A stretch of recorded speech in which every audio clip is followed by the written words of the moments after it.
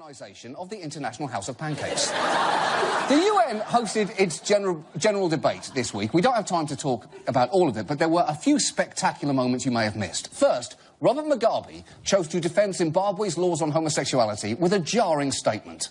We equally reject attempts to prescribe new rights that are contrary to our values, norms, traditions and beliefs. We are not gays. Wow. We are not gays. And in case you're wondering, he did not follow that up by saying, we are not gays because no one is gay and no one is straight. Sexuality is a vast, beautiful spectrum, and any attempt to impose a dichotomy upon our shared human experience is both narrow-minded and oppressive. He did not say that. That's not how he finished that thought.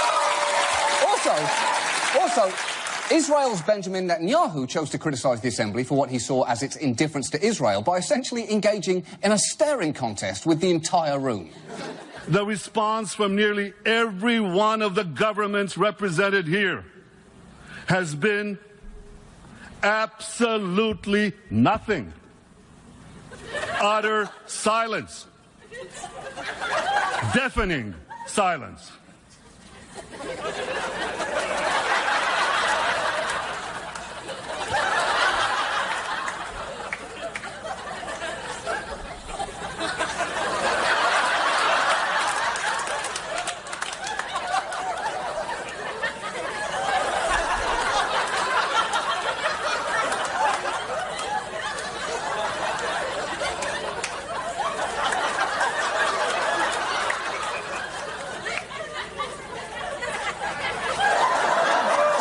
On for 45 seconds. I swear that's true. And staring at a room for 45 seconds is never a good idea, because I guarantee you, half the room thinks you're a dick, half worries you might be buffering, and one guy is desperately trying to hold in a fart. That's what happens in 45 seconds.